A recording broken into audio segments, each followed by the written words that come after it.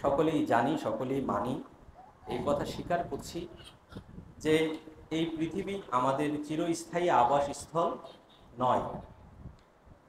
আমাদের সবাইকে এই পৃথিবী ছেড়ে চলে যেতে হবে, ঠিক কিনা?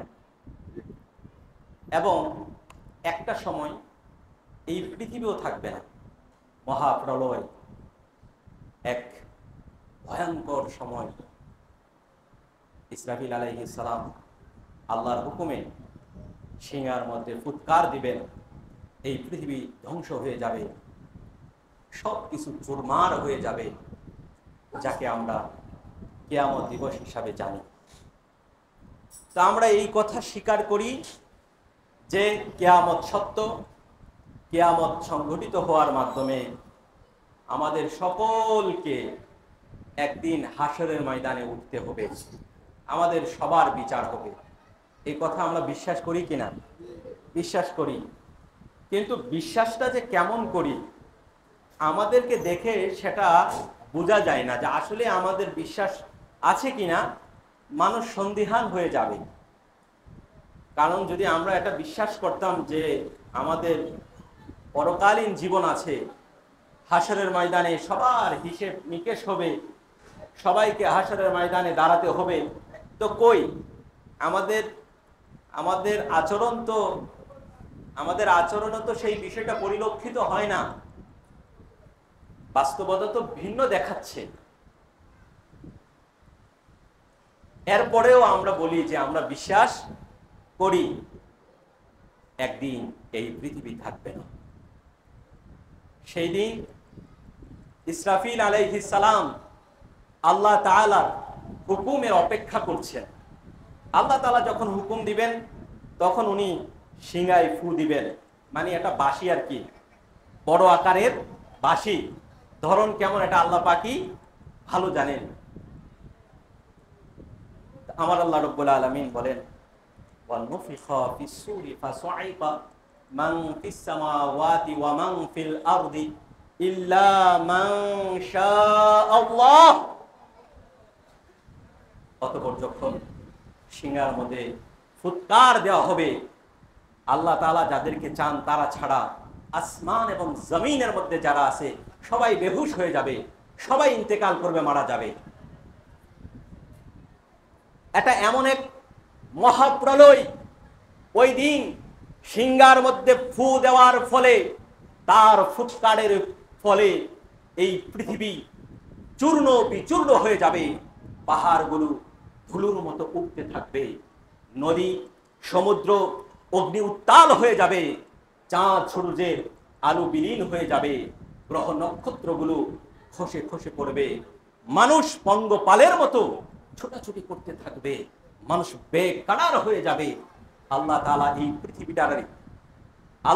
এই পৃথিবীটারে মুহূর্তের মধ্যে বিলীন করে দিবেন।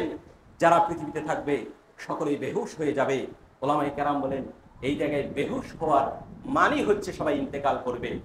প্রথম যখন ফুৎকার দিবে, ওলামায়ে কেরামদের মধ্যে ইখতিলাফ আছে যে সিংহায় ফু দিবে কয়টা, দুইটা না তিনটা, তবে অধিকাংশ অভিমত হচ্ছে দুইটা। প্রথমবার যখন দেওয়া হবে সকলেই বেহুশ হয়ে যাবে, সকলেই মারা যাবে। দ্বিতীয় ফুৎকার যখন দেওয়া হবে আবার সকলে উঠে যাবে। একেবারে সৃষ্টির শুরু থেকে নিয়ে কিয়ামত পর্যন্ত আল্লাহর যত সৃষ্টি আছে সকলে আবার উঠে যাবে। সকলে দাঁড়িয়ে যাবে, দাঁড়িয়ে এদিক সেদিক তাকাতে আরম্ভ করবে। সকলে তখন আল্লাহর আহ্বানে হাসরের ময়দান কায়েম হয়ে যাবে। হাসরের ময়দান কায়েম হয়ে যাবে, পৃথিবীটা সমতল হয়ে যাবে। যেই ময়দান আল্লাহ তাআলা এক সমতল ময়দান কায়েম করবে, জমিনকে সম্প্রসারিত করবেন। ওই জায়গায় কোনো উঁচু নিচু নাই, নদী নাই, পাহাড় পর্বত নাই, সমতল এক ভূমি করবে। এই ভূমিটা কয়েকটা বর্ণনা আছে। আপনার একটা ধূসর কালারের হবে ভূমিটা, আরেকটা আছে পুরা মাটির, আরেকটা আছে লাল রঙের কালার হবে আর কি জমিন। এই জমিনের মধ্যে সকলে এই হাসরের ময়দানের মধ্যে একত্রিত হওয়ার জন্য সকলে যাইতে লাগবে। কিন্তু সবার যাওয়ার ধরন এক হবে না, সবার যাওয়ার ধরন এক হবে না। ওলামায়ে কেরাম বলেন, এই জায়গায় যাওয়ার ক্ষেত্রে তিন ধরনের লোক হবে, তিন ধরনের মাধ্যম হবে। কেউ যাবে বাহনে চড়ে হাসরের ময়দানে, যার যার মৃত্যুর স্থান থেকে, যার যার কবর থেকে। কেউ যাবে বাহনে চড়ে, আবার কেউ যাবে পায়ে হেঁটে, এবং কাফের মুশরিকরা যাবে চেহারার উপর ভর করে। তাদেরকে উপর করে উঠানো হবে হাসর কবর থেকে, চেহারার উপর ভর করে যাবে তারা। ফেরেশতারা তাদেরকে কড়ি মেরে মেরে হাসরের ময়দানের দিকে নিয়ে যাবে। সাহাবায়ে কেরাম প্রশ্ন করলেন, ইয়া রাসূলুল্লাহ, চেহারার উপর ভর করে কিভাবে চলবে? আল্লাহর হাবিব বললেন, যে আল্লাহ মানুষকে পা দিয়ে চালাইতে পারে, সেই আল্লাহ চেহারার উপর ভর করাও চালাইতে পারবে। মনে রাখবেন, হাসরের যেই ময়দানটা হবে, সেই ময়দানটা দুনিয়ার হিসাবে আপনি মিলালে হবে না। কারণ দুনিয়ার মধ্যে আল্লাহর নিজাম আছে, স্তর আছে, নিয়ম আছে, হিকমত আছে। হাসরের ময়দানে কিচ্ছু নাই, সব কুদরত। হাসরের ময়দানে সব কুদরত। অতএব দুনিয়ার নিয়ম, দুনিয়ার জ্ঞান বিজ্ঞান দিয়ে যদি আপনি হাসরের ময়দানের অবস্থা কল্পনা করেন, তাহলে আপনি কোনোদিন মিলাতে পারবেন না। আপনার সূর্য 1 মাইল উপরে চলে আসবে মাথার। কতটুকু উপরে? 1 মাইল। তো এখন তো বলতে পারেন, হুজুর সামান্য গরম যখন আসে তখনই তো আমরা দাঁড়াইতে পারি না, তাহলে এত কাছাকাছি চলে আসলে কিভাবে মানুষ থাকবে? ওই যে আমি বললাম, কিয়ামতের ময়দান তো দুনিয়ার হিসাবে চলবে না, ওই জায়গায় সব কুদরত চলবে। আল্লাহ তাআলা এমন জিসিমি বানাবেন যে এই উত্তাপ আপনি সহ্য করতে পারবেন। আরো মজার কথা কি জানেন? হাসরের ময়দানে মানুষ থাকবে কতদিন জানেন? দুনিয়ার হিসাবে 50,000 বছর। কতদিন? 50,000। খাবার আছে? খাবার আছে? খাবার নাই। বাঁচবে কিনা? মানুষ বাঁচবে না? মানুষ তো বাঁচবে। তাহলে দুনিয়ার হিসাবে হাসরের হিসাব মিলালে হবে না। নিজাম, নিয়ম, জ্ঞান এগুলো তো দুনিয়াতে। কবরের পর থেকে কুদরত চলবে, সরাসরি আল্লাহর কুদরত। ওই জায়গায় অসম্ভব বলতে কোনো কিছুই নাই। মানুষ বেকারার হয়ে যাবে, মানুষ বেকারার হয়ে যাবে। আল্লাহর হাবিব বলেন, ইউহশারুনা হুফাতান উরাতান গুরলান। হাসরের ময়দানে সকলে খালি পায়ে, কাপড় ছাড়া, খতনাবিহীন অবস্থায় উপস্থিত হবে। পাও খালি, শরীরে কোনো কাপড়ও নাই, আবার খতনাবিহীন অবস্থায় উপস্থিত হবে। আম্মা জান আয়েশা সিদ্দিকা রাদিয়াল্লাহু তাআলা আনহা বলেন, ইয়া রাসূলুল্লাহি আর রিজালু ওয়ান নিসাউ ইয়ানজুরু বা'দুহুম ইলা বা'দ। ইয়া রাসূলুল্লাহ, তাহলে তো একজন আরেকজনের দিকে তাকাবে। বিষয়টা অনেক লজ্জাজনক না? আম্মা জান আয়েশা সিদ্দিকা বললেন, ইয়া রাসূলুল্লাহ, তাহলে তো একজন আরেকজনের দিকে তাকাবে। আল্লাহর হাবিব বললেন যে আল আমরু আশাদ্দু মিন আইয়ুহিন্নাহুম যাক। আয়েশা, একজন আরেকজনের দিকে নজর দিবে, এই অবস্থায় থাকবে না, অতীব সংকটময় থাকবে মুহূর্ত। সে ইচ্ছা করতে পারবে না আরেকজনের দিকে তাকানোর জন্য, এই ইচ্ছাটাও করতে পারবে না। এমন সংকটময় মুহূর্ত থাকবে। মাথার উপরে সূর্য থাকবে, মানুষ এর উত্তাপে ঘামে। মানুষের অবস্থা এমন হবে, যার যার আমল অনুযায়ী ঘাম কারো পায়ের টাকনু পর্যন্ত, কারো পায়ের হাঁটু পর্যন্ত, কারো কোমর, কারো বুক, কারো একেবারে নাক বরাবর চলে আসবে ঘাম। মানুষের ঘাম হাসরের ময়দানে এমন অবস্থা হবে, নাক বরাবর চলে আসবে ঘাম। মানুষ বেকারার হয়ে যাবে, মানুষ ছুটাছুটি করতে থাকবে। মানুষ এক পর্যায়ে আল্লাহ তাআলার কাছে আবেদন করবে, আল্লাহ আপনি যদি আমাদেরকে জাহান্নামে দিয়ে দেন, আপনি আমাদেরকে জাহান্নামে দিয়ে দেন, এরপর আমাদেরকে বিচার করেন, এরপরও আপনি আমাদেরকে বিচার করেন।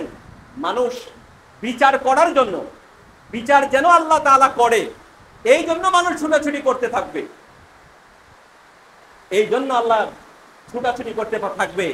কিন্তু ওই দিন তো আল্লাহর রাজত্ব চলবে, ওই দিন আল্লাহ তাআলার কর্তৃত্ব চলবে। আল্লাহ তাআলার অনুমতি ছাড়া আর কারো কোনো কথা চলবে না। ইয়াউমা ইয়াকুমুর রূহু ওয়াল মালাইকাতু সাফফান লা ইয়াতাকাল্লামুনা ইল্লা মান আযিনা লাহুর রহমান ওয়া ক্বালা সাওয়াবা। ওই দিন ফেরেশতারা জিবরাইল আলাইহিস সালাম সারিবদ্ধভাবে দাঁড়িয়ে যাবে। আল্লাহ তাআলার অনুমতি ছাড়া কেউ কোনো প্রকারের কথা বলতে পারবে না।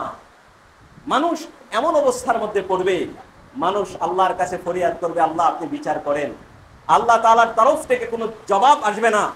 মানুষ আল্লাহ তাআলা যেন বিচার করে, এই জন্য দলে দলে পঙ্গপালের মতো মানুষ আদম শফিউল্লাহর কাছে যাবে। আদম শফিউল্লাহর কাছে গিয়ে বলবে, আপনি আমাদের জন্য আল্লাহ তাআলার দরবারে সুপারিশ করেন, যেন আল্লাহ তাআলা আমাদের বিচার কার্য শুরু করে দেন। আদম শফিউল্লাহ ওই দিন বলবে, ইযহাবু ইলা গায়রি লাস্তু লাহা, আমি আজ এই কাজের জন্য নয়, তোমরা অন্য কারোর কাছে যাও। আদম শফিউল্লাহর কাছ থেকে বিফল হয়ে মানুষ ইব্রাহিম খলিলুল্লাহর কাছে যাবে, মুসা কালিমুল্লাহর কাছে যাবে, ঈসা রূহুল্লাহর কাছে যাবে। প্রত্যেকেই একটা কথা বলবে যে ইযহাবু ইলা গায়রি, অন্যের কাছে যাও, লাস্তু লাহা, আমি আজকে এই কাজের জন্য নয়। কেউ আল্লাহর দরবারে বিচার কার্যের জন্য সুপারিশ করবে না। মানুষ সর্বশেষ, মানুষ সর্বশেষ আমাদের নবী, আপনাদের নবী, কামলেওয়ালা নবী, দু জাহানের বাদশা নবী মুহাম্মদুর রাসূলুল্লাহ সাল্লাল্লাহু আলাইহি ওয়াসাল্লামের কাছে আসবে, ইয়া রাসূলুল্লাহ, ইয়া হাবিবাল্লাহ, আপনি আল্লাহর দরবারে সুপারিশ করেন যেন আল্লাহ তাআলা আমাদের বিচার কার্য আরম্ভ করেন। আল্লাহর হাবিব বলবেন, আনা লাহা, আমি আছি তোমাদের সুপারিশ করার জন্য। আল্লাহর হাবিব ওই দিন আল্লাহর দরবারে সিজদা দিয়ে, আল্লাহর দরবারে সিজদা দিয়ে মানুষের বিচার কার্য শুরু করার জন্য বলবেন। ওই অবস্থার নাম হচ্ছে মাকামে মাহমুদ। ওই শাফাতের নাম হচ্ছে শাফাতে কুবরা, যেই শাফাত থেকে সকলেই উপকৃত হবে। কাফের, মুশরিক, জিন, ইনসান সকলেই উপকৃত হবে। শাফাতে কুবরা, আল্লাহর হাবিব যখন আল্লাহ তাআলার দরবারে সিজদা দিয়ে এই শাফাতের জন্য আহ্বান করবেন, আমার আল্লাহ তার হাবিবের কথা রেখে বিচার কার্য আরম্ভ করবেন। গারে হাজারিন, বিচার কার্য আরম্ভ হয়ে যাবে। সর্বপ্রথম বিচার হবে, সর্বপ্রথম আল্লাহ তাআলা যেই বিষয়ে মানুষকে জিজ্ঞাসা করবেন সেটা হচ্ছে নামাজ। সেটা কি? সেটা হচ্ছে নামাজ। কিন্তু আফসোস, মুসলমান আজকে আপনাকে এখনো নামাজ পড়ার জন্য তাকিদ দিতে হয়। এটা তো অত্যন্ত দুঃখজনক বিষয়। মুসলমানকে নামাজ পড়ার কথা বলতে হবে কেন? মুসলমান মানেই তো জানে আমাকে অবশ্যই নামাজ আদায় করতে হবে। মুসলমান ওই দিন সর্বপ্রথম হিসাব হবে কিসের? নামাজের। আল্লাহর হাবিব বলেন, নামাজের হিসাব যে পরিপূর্ণভাবে দিতে পারবে তার যাবতীয় সবগুলো হিসাব সহজ হয়ে যাবে।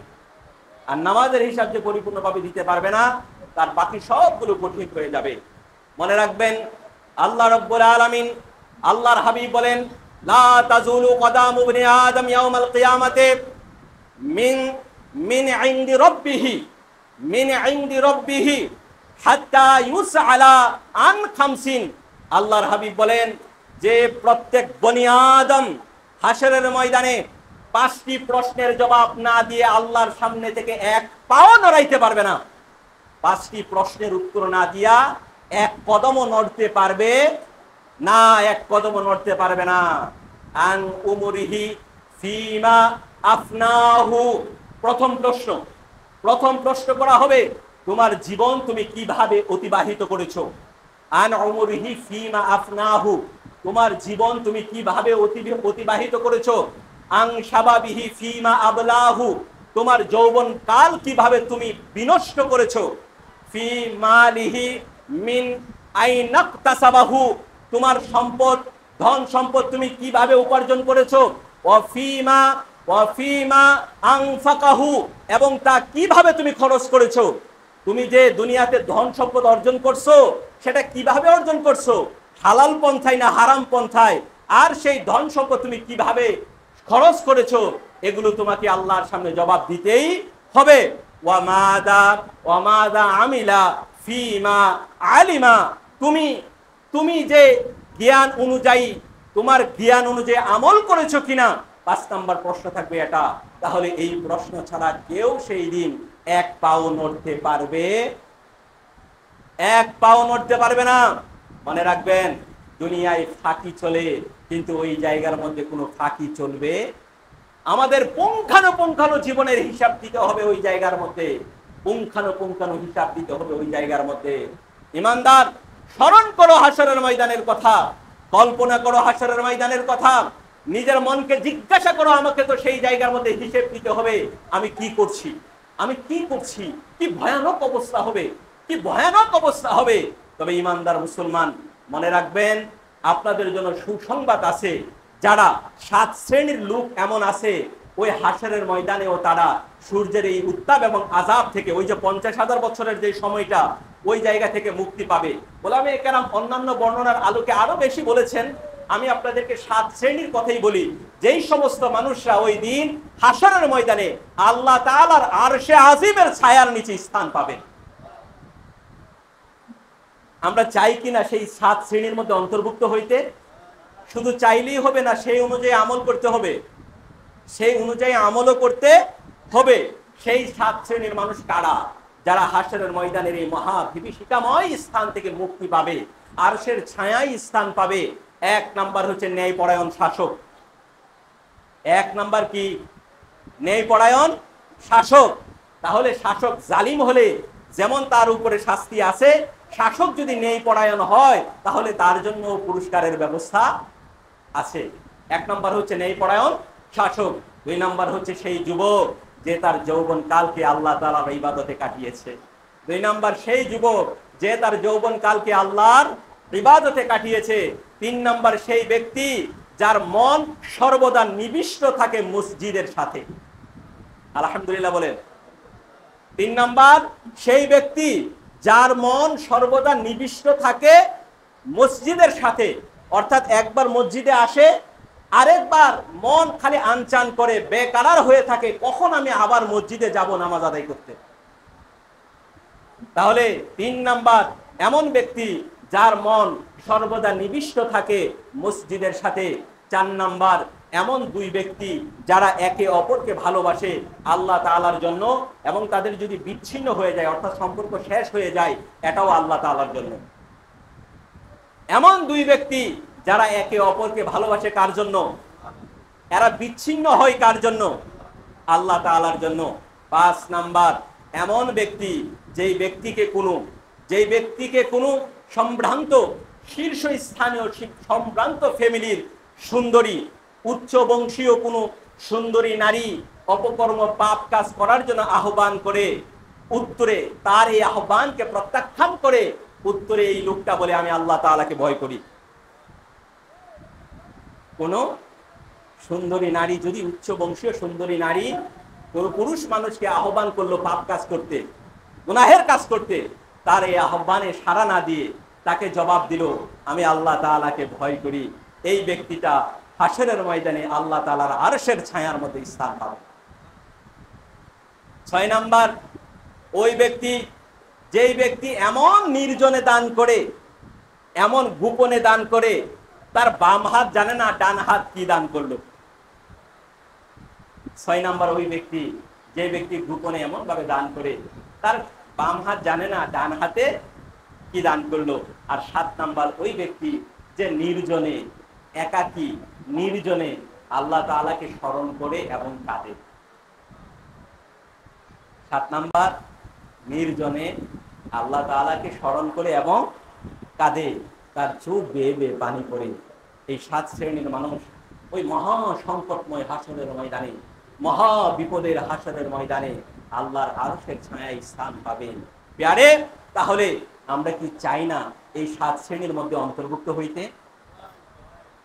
আল্লাহর হাবিব দেখেন আমাদের জন্য কত দরদি।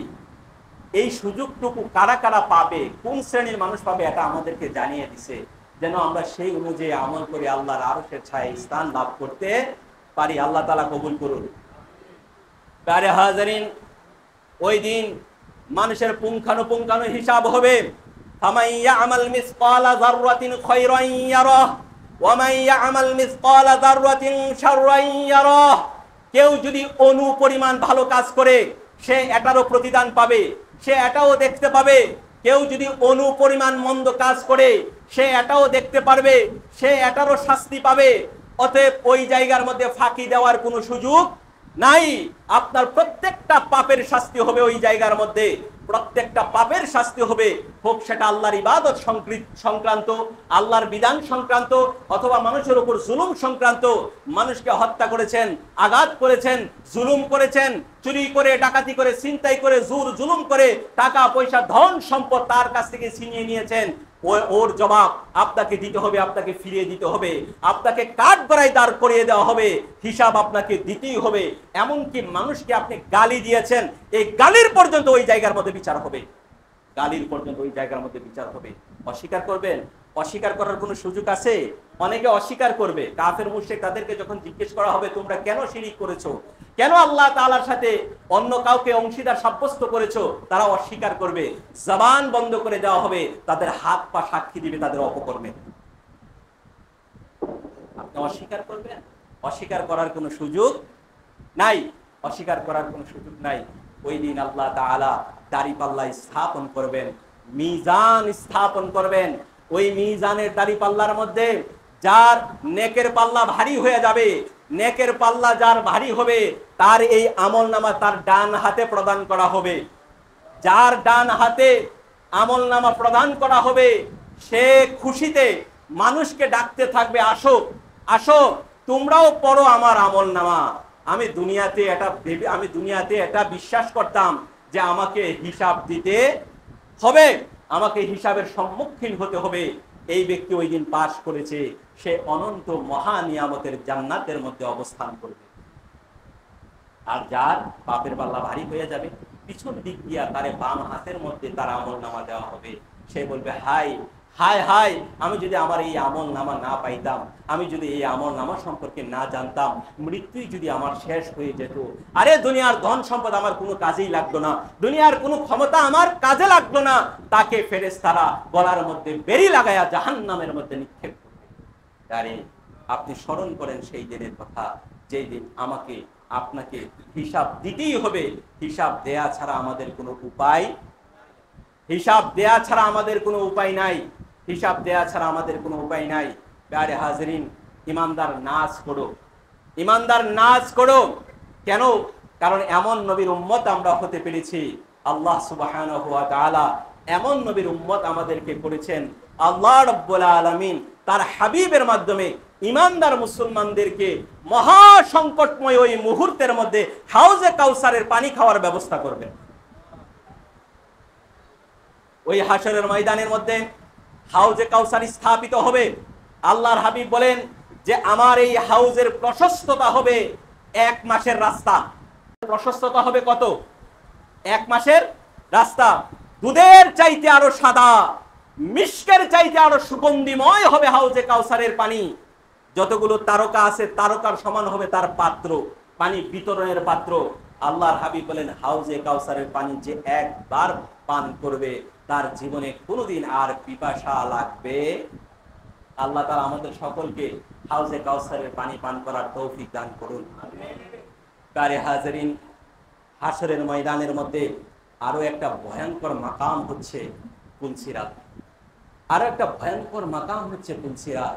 যেই পুলসিরাত, যেই ব্রিজ আমাদের সকলকে এই ব্রিজ অতিক্রম করতে হবে। আমাদের সকলকে এই ব্রিজ অতিক্রম করতে হবে। যার অবস্থান হবে এটা স্থাপন করা হবে জাহান্নামের উপরে। মানুষ এর উপরে আরোহণ করবে যার যার আমল অনুযায়ী। আরোহণের গতি হবে যার যার আমল অনুযায়ী। কেউ এই ব্রিজ পুলসিরাত চোখের পলকে পার হয়ে যাবে, কেউ চোখের পলকে পার হয়ে যাবে, কেউ বিজলির গতিতে পার হবে, কেউ বাতাসের বেগে পার হবে, কেউ দ্রুত গতির ঘোড়ার মধ্যে আরোহণ অবস্থায় পার হবে, কেউ উটের গতিতে পার হবে, কেউ দৌড়ে পার হবে, কেউ হেঁটে পার হবে, আর কেউ হামাগুড়ি দিয়ে পার হবে। পুলসিরাত চুলের চাইতে আরো চিকন হবে, তরবারির চাইতে আরো ধার হবে। যার আমল অনুযায়ী তার অবস্থান হবে। অতএব আমাদের আমল যদি খারাপ হয়ে থাকে তাহলে আপনি একবার চিন্তা করেন যে আমার অবস্থানটা কেমন হতে পারে। নিজেকে প্রশ্ন করলেই বোঝা যাবে যে আমার অবস্থাটা কেমন হবে। সেই জায়গায় যখন পা রাখবে, সে তার পা দ্বিখণ্ডিত হয়ে জাহান্নামে পড়ে যাবে। আবার তাকে উঠানো হবে, এইভাবে তাকে পার হতেই হবে। পার হওয়া ছাড়া কোনো উপায় নাই, পার আপনাকে হতেই হবে। আরে একবার স্মরণ করেন হাশরের ময়দান, একবার স্মরণ করেন মিজানের কথা, একবার স্মরণ করেন হাউজে কাউসারের কথা, একবার স্মরণ করেন পুলসিরাতের কথা। মনের মধ্যে কি এখনো ভয় জাগে না? বিশ্বাসটাকে এখনো পাকাপোক্ত হচ্ছে না? মনের মধ্যে কি এই বিশ্বাস এখনো আছে না যে আমাকে আল্লাহর সামনে দাঁড়াতে হবে? কি হয়ে গেলাম আমরা? কিভাবে পাপের মধ্যে এইভাবে ডুবে ডুবে আসি? আমাদের আচরণ দেখে তো মনে হচ্ছে পরকাল বলতে কোনো কিছুই নাই, মৃত্যুই বুঝে আমাদের সব শেষ। প্যারে, আমাদেরকে পরকালে যাওয়া ছাড়া কোনো গতি নাই। পরকালে কোনো গতি নাই। দুনিয়াতে আপন থাকতে পারে, দুনিয়াতে আপন থাকবে, কিন্তু পরকালে আপনি কাউকে আপন খুঁজে পাবেন না। পরকালে আপনি কাউকে আপন খুঁজে পাবেন না। যাদেরকে দেখছেন বাবা মা ভাই বন্ধু পরিবার পরিজন, এরা আপন হবে? কখনোই না, কখনোই না। আল্লাহ হাবিব বললেন, আল্লাহ তাআলা বললেন, ইয়াউমা ইয়াফিরুল মারউ মিন আখি ওয়া উম্মিহি ওয়া আবি ওয়া সাহিবাতিহি ওয়া বানি লিকুল্লি ইমরিইম মিনহুম ইয়াউমাইদিন শাআনুন ইউগনি। আল্লাহ তাআলা বললেন যে ওই দিন মানুষ পালিয়ে বেড়াবে, মানুষ পালিয়ে বেড়াবে তার ভাই থেকে, মানুষ পালিয়ে বেড়াবে তার মা থেকে, পিতা থেকে, স্ত্রী থেকে, সন্তান থেকে। সেদিন মানুষ পালিয়ে বেড়াবে। সেদিন এমন সংকটময় মুহূর্ত হবে, এই মুহূর্তটা তাকে ব্যস্ত রাখবে। নিজেকে এত এত সংকটময় মুহূর্ত হবে, এত খারাপ অবস্থা হবে যে সেই খারাপ অবস্থার মধ্যেই সে ব্যস্ত থাকবে। আরেকজনের দিকে তাকানোর মতো কোনো সুযোগ সে পাবে না। নাফসি নাফসি নাফসি বলবে সবাই, কেউ কারো সাহায্য সহযোগিতা করবে না। হ্যাঁ, একজন সাহায্য সহযোগিতা করবে, ইনি হচ্ছেন আমার আপনার। হাশরের ময়দানে একজনকেই আপনি আপন পাবেন। এই জন্য আল্লাহর হাবিব বলেন, মা মিন মুমিনিন ইল্লা ওয়া আনা আউলা বিহি ফিদ দুনিয়া ওয়াল আখিরা। ঈমানদার, দুনিয়া এবং আখিরাতে আমি তোমাদের সবচেয়ে বেশি আপন। এই জন্যে আল্লাহর হাবিবকে ভালোবাসেন, আল্লাহর হাবিবের সুন্নত অনুযায়ী আমল করেন, আল্লাহর হাবিবের মতে পথের উপর চলেন, তাহলে দুনিয়া এবং পরকালে মুক্তি পাবেন। আল্লাহর হাবিবের সাথে সম্পর্ক হবে এবং আপনটা আরো গাঢ় হবে সম্পর্ক। আল্লাহ তাআলা আমাদেরকে আল্লাহর হাবিবের সুন্নতের উপর আমল করার তৌফিক দান করুন। আল্লাহর হাবিবকে ভালোবাসার তৌফিক দান করুন। প্যারে হাজিরিন, ময়দানে মাহশার কাউকে আমরা খুঁজে পাবো না। যাকে খুঁজে পাবো তিনি হচ্ছেন মদিনাওয়ালা কামলেওয়ালা নবী। আনাস রাদিয়াল্লাহু তাআলা আনহু বললেন, ইয়া রাসূলুল্লাহ, আপনি কি কাল হাশরের ময়দানে আমাকে শাফাআত করবেন? আল্লাহর হাবিব বললেন যে হ্যাঁ, আমি তোমাকে শাফাআত করব। আনাস রাদিয়াল্লাহু তাআলা আনহু বললেন, ইয়া রাসূলুল্লাহ, এই বিশাল বিস্তৃত, মানে উনি আল্লাহ হাবিবকে বলতেছেন আমি আপনাকে হাশরের ময়দানে কোথায় খুঁজে পাবো? কারণ কত বিশাল বিস্তৃত এই ময়দান হবে যে তাম দুনিয়ার সকল প্রাণী, সকল মানুষ, সকল ফেরেশতা, সকল জিন ওই জায়গার মধ্যে উপস্থিত থাকবে। আমি আপনাকে কোথায় খুঁজে পাবো? প্যারে হাজিরিন, আল্লাহর হাবিব বললেন, আনাস রে, তুমি আমারে ফুলসিরাতের মধ্যে খুঁজবা। আনাস রাদিয়াল্লাহু তাআলা আনহু কয়, ইয়া রাসূলুল্লাহ, আমি যদি আপনারে ফুলসিরাতের মধ্যে না পাই, ফুলসিরাতের নিচে না পাই, তবে আমি আপনাকে কোথায় খুঁজবো? আল্লাহর হাবিব বললেন, আনাস, তুমি যদি আমারে ফুলসিরাতের মধ্যে না পাও, তবে তুমি আমারে মিজানের পাল্লার কাছে গিয়ে খুঁজবা। আল্লাহর হাবিব বলেন, আনাস রাদিয়াল্লাহু তাআলা আনহু বলেন, ইয়া রাসূলুল্লাহ, ইয়া হাবিবাল্লাহ, আমি যদি আপনারে মিজানের পাল্লার কাছে গিয়া না পাই, তবে আমি আপনারে কোথায় খুঁজবো? আল্লাহর হাবিব বললেন, মিজানের পাল্লার কাছে যদি তুমি আমারে না পাও, তবে তুমি আমারে হাউজে কাউসারের কাছে গিয়া খুঁজবা। হাশরের ময়দানে আমি এই তিন জায়গার কোনো একটা জায়গার মধ্যে অবশ্যই থাকবো। এইবার আসেন, আল্লাহর হাবিব ওই দিন হাশরের ময়দানের মধ্যে যাদের বিচার করা হবে, আল্লাহর হাবিবের বিচারের অবস্থা কি হবে? কোনো পেরেশানি আছে? আল্লাহর হাবিবের কোনো গুনাহ আছে? কোনো টেনশন আছে? একেবারে তো টেনশন ছাড়া সোজা জান্নাতের মধ্যে চলে যাওয়ার কথা, ঠিক না? কিন্তু আল্লাহর হাবিব ওই দিন হাশরের ময়দানের মধ্যে একবার ফুলসিরাতের গোড়ার মধ্যে কেন যাইবেন, আরেকবার মিজানের পাল্লার কাছে কেন যাইবেন, আরেকবার হাউজে কাউসারের মধ্যে কেন যাইবেন? এইভাবে কেন দৌড়াদৌড়ি করবেন? অন্য কোনো কারণে নয়, শুধুমাত্র গুনাহগার উম্মতের মায়া। আল্লাহর হাবিবের প্রথম যে শাফাআতটা হবে, এই শাফাআতের নাম হচ্ছে শাফাআতে কুবরা। ওই শাফাআতটা হবে আমার আল্লাহ যেন বিচার কার্যটা তাড়াতাড়ি শুরু করে দেয়। অতএব ওই শাফাত থেকে সকলেই উপকৃত হবে, সকল সৃষ্টি উপকৃত হবে, মুমিন উপকৃত হবে, কাফের মুশরিক উপকৃত হবে।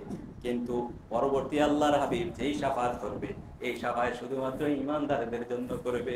ঈমানদার মুসলমান যখন তাদের এই বেকারার অবস্থায়, বিপদ সংকলন অবস্থায় একজনের পর একজনের কাছে যাবে, বাবার কাছে যাবে, বাবা ফিরে যাবে, মার কাছে যাবে, মা বলবে সন্তান সন্তান কোত্থেকে আসবে, দুনিয়াতে তো আমার বিয়ে শাদী হয় নাই। এমন সংকটময় মুহূর্তের মধ্যে কেউ কাউকে স্মরণ করবে না। বন্ধুর কাছে যাবেন, বন্ধু ফিরিয়ে দেবে, পিতামাতা ফিরিয়ে দিবে, সন্তান পিতামাতা থেকে পালিয়ে বেড়াবে, পিতামাতা সন্তান থেকে পালিয়ে বেড়াবে। এমনকি প্রথমে বড় বড় নবী এবং রাসূলগণদের কাছেও যাবে, কিন্তু ওনারাও সাহায্যের জন্য, শাফাতের জন্য আল্লাহর দরবারে সুপারিশ করবে না।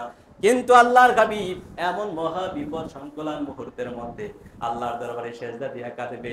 আমার আল্লাহ বলবে, হাবিব আপনি মাথা উঠান, আপনি চান আমি প্রদান করব, আপনি বলুন আমি শুনবো, আপনি শাফাত করেন আমি আপনার শাফাত কবুল করব। আমার আল্লাহ তার হাবিবকে অনুমতি দিবেন। আল্লাহর হাবিব বলবেন, ইয়া রব উম্মতি উম্মতি, ইয়া রব আমার উম্মত। আমার আল্লাহ প্রথম অবস্থায় বিনা হিসাবে আল্লাহর হাবিবের অনেক উম্মতকে জান্নাতের মধ্যে দিয়ে দিবেন। আল্লাহর হাবিব আবার বলবেন, ইয়া রব আমার উম্মত আমার উম্মত আমার উম্মত। আমার আল্লাহ গুনাহগার, যে সমস্ত উম্মত জাহান্নামের মধ্যে চলে গেছে, যে সমস্ত উম্মত জাহান্নামের মধ্যে চলে গেছে, আমার আল্লাহ বলবেন, ইয়া রাসূলুল্লাহ তাদের অন্তরের মধ্যে যদি যারা পরিমাণ ঈমানও থেকে থাকে, আপনি তাদেরকে জাহান্নাম থেকে বের করে জান্নাতের মধ্যে নিয়ে যান। আমার আল্লাহ তার হাবিবকে এমন শাফাতের অনুমতি দিবেন। আল্লাহর হাবিব তৃতীয়বার যখন আবার সেজদায় দিবেন, আমার আল্লাহ বলবেন, ইয়া রাসূলুল্লাহ আপনার যে উম্মতের অন্তরের মধ্যে আদনা পরিমাণ ঈমান আছে, যাররা না আদনা, ফায়াকুলুন তালিক ফি কলবি আদনা আদনা আদনা মিসকালি হাববাতিন খারদালিন মিন ঈমান, যাদের অন্তরের মধ্যে আদনা পরিমাণ ঈমান আছে, আপনি তাদেরকে জাহান্নাম থেকে বের করে দিয়ে যান। এরপরে আল্লাহর হাবিব আবারও সিজদা দিবেন। আমার আল্লাহ রাব্বুল আলামিন বলবেন, যাদের অন্তরে শুধুমাত্র লা ইলাহা ইল্লাল্লাহ মুহাম্মাদুর রাসূলুল্লাহ, আশহাদু আল্লা ইলাহা ইল্লাল্লাহ ওয়াহদাহু লা শারীকা লাহু ওয়া আশহাদু আন্না মুহাম্মাদান আবদুহু ওয়া রাসূলুহু, এতটুকু ঈমান আছে, তারও আপনি জাহান্নাম থেকে বের করে জান্নাতের মধ্যে নিয়ে যান। এইবার আপনার মনের মধ্যে একটা প্রশ্ন আসতে পারে, হুজুর এই যদি হয় ঈমানদারের অবস্থা, আল্লাহর হাবিব শাফাত করে সবাইরে যদি নিয়ে যায়, তাইলে তো আমাদের শাস্তি হবে খুবই কম। আপনার মনের মধ্যে যদি এই ধারণাটা সৃষ্টি হয়, তাইলে আমি আপনারে বলি, ওই যে আমি শুরুতে একটা কথা বলছিলাম, ওই কথাটা আবার আপনারে স্মরণ করে দেয় যে ওই জায়গার মধ্যে কোনো নিজাম চলবে না, কোনো নিয়ম নীতি চলবে না, সব চলবে আল্লাহর কুদরত। অতএব বাহ্যিক ভাবে আল্লাহর হাবিব যদিও 4 বার সেজদা দিতেছেন, কিন্তু জাহান্নামে যে যাচ্ছে সে কতদিন থাকে এটা জানেন একমাত্র আল্লাহ। আল্লাহর হাবিবের কাছে সময় যতটুকুই হোক, ওই যে মনে নাই দুনিয়াতে আসহাবে কাহাফের এরা মাত্র ঘুম দিছে, ঘুম থেকে উইঠা বলতেছে মনে হয় 1-1.5 দিন আমরা ঘুমাইছি, কিন্তু আসলে ঘুমাইছে কয় দিন? 309 বছর। তাহলে আল্লাহর কুদরত, আপনাকে আল্লাহর হাবিবের শাফাতও মানতে হবে, আল্লাহর রহমতের উপর ভরসা করতে হবে, আল্লাহর ইনসাফের উপর বিশ্বাস স্থাপন করতে হবে। অতএব দুইটা জিনিস এই জায়গার মধ্যে পরিলক্ষিত হয়। 1 নম্বর বিষয় হচ্ছে, হাসরের ময়দানের মধ্যে এমন কেউ নাই যে বিচার থেকে মাপ পাওয়া যাবে, এমন কেউ নাই যে ওই ময়দান থেকে কেউ মাহফুজ হয়ে যাবে, ওই ময়দান থেকে কেউ মাপ পাওয়া যাবে। ফাঁকি দেওয়ার কোনো সুযোগ নাই। দুনিয়ার মধ্যে যে পাপ কর্ম অন্যায় অত্যাচার করেছেন, প্রত্যেকটা বিষয়ের পুঙ্খানুপুঙ্খানু, সূক্ষ্ম থেকে সূক্ষ্ম, জাররা থেকে জাররা, কাতরা থেকে কাতরা পর্যন্ত ওই জায়গায় হিসাব নেওয়া হবে। 2 নম্বর কথা হচ্ছে, প্যারে হাজেরিন, এই দুনিয়ার মধ্যে আপনি আপন খুঁজেন, মনে রাখবেন পিতা মাতা সকলে আপন, কিন্তু এটা একটা নির্দিষ্ট সময়ের মধ্যে। প্রকৃতপক্ষে একমাত্র আপন হচ্ছে আল্লাহ এবং তার রাসূল।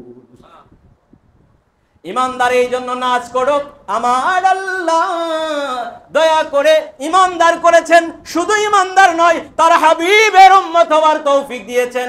ওই দিন আল্লাহর হাবিব আমাদের জন্য বেকারার হয়ে যাবেন, সেজদায় পড়ে আল্লাহর দরবারে কাঁদবেন, ফরিয়াদ করবেন। তাহলে জাহান্নামের আগুন সত্য, ইমানদার জাহান্নামে যাবে এটাও সত্য, জাহান্নামে যাবে এটাও সত্য, আল্লাহর হাবিব শাফাত করবেন এটাও সত্য।